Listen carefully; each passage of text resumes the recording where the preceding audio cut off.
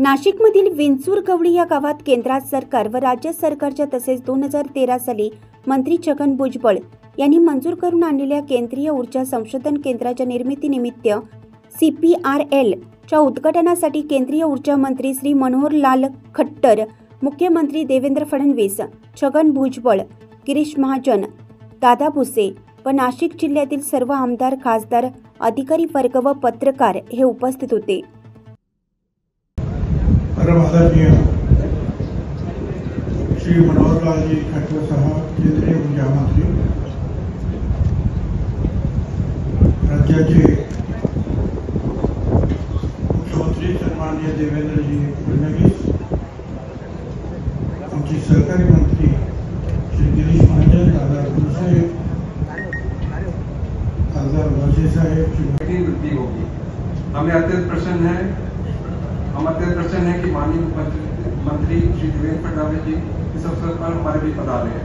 आपके सक्रिय सहयोग और मार्गदर्शन ने इस परियोजना के सफल क्रियान्वयन में महत्वपूर्ण भूमिका निभाई है।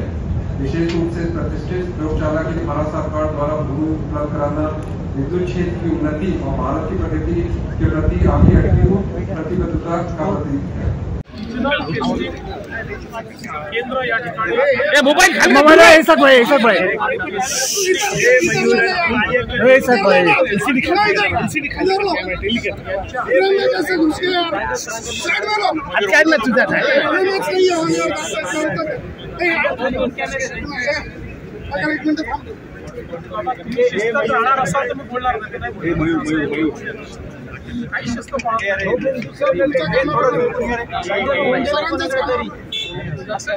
कॅमेरा घ्यायचं आहे ना बाबा, असं मयूर शांत हळूहळू बाजूला होतो, साईडला होतो।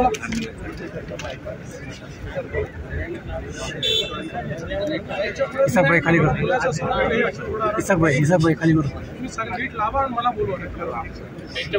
सॉरी सर, नाही मला सॉरी तुमच्याकडे नको आहे, मी तुमच्याकरता सांगतो। तुम्ही सगळे एकत्र राहता, एवढा मारामारी करता। अहो सर, ते मध्ये आता काय करू?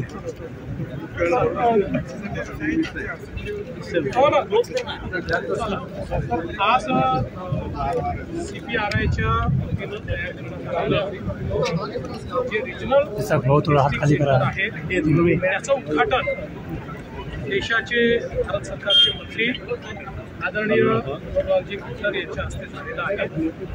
हे केंद्र अतिशय महत्त्वाचं आहे, कारण यापूर्वी जे काही आपलं इलेक्ट्रिक इक्विपमेंटचं क्षेत्र आहे याच्यामध्ये ट्रान्सफॉर्मर असतील, स्मार्ट मीटर्स असतील, या सगळ्या गोष्टींकरता आपल्याला टेस्टिंग करता भोपाळमध्ये किंवा हैदराबादला पाठवावं लागायचं। त्याचा खर्च, त्याचा लागणारा वेळ, यामुळे याबद्दलची इकोसिस्टीम जी आपल्याकडे तयार व्हायला पाहिजे ती इकोसिस्टीम तयार होत आहे। आज हे केंद्र आल्यामुळे याचा आपल्याला फायदा होणार आहे। ती इकोसिस्टीम आपल्याकडे निश्चितपणे ती तयार होईल। आणि मी केंद्रीय मंत्री महोदयांना ही विनंती केली की आमच्याकडे आता EVचं हब तयार होत आहे, इलेक्ट्रिक व्हेकल मोठ्या प्रमाणात मॅन्युफॅक्चरिंग तयार होत आहे, तर EV टेस्टिंग देखील या ठिकाणी आपण त्याची व्यवस्था करावी। आणि मंत्री महोदयांनी त्याला एक प्रकारे उपकारच दिलेला आहे, त्यामुळे त्याचा एक मोठा फायदा होईल। कारण आपल्याला माहिती आहे की पुढच्या काळामध्ये आपलं हे जे क्षेत्र आहे, म्हणजे पुणे असेल, नाशिक असेल आणि छत्रपती संभाजीनगर असेल, या ठिकाणी मोठ्या प्रमाणात EV मॅन्युफॅक्चरिंग येणार आहे। आणि ही जर सिस्टीम इथे राहिली तर त्याच्याकरता एक मोठा फायदा आपल्याला होईल। त्यामुळे एक अतिशय महत्त्वाचं अशा प्रकारचं आज हे कार्य या ठिकाणी झालंय, त्याबद्दल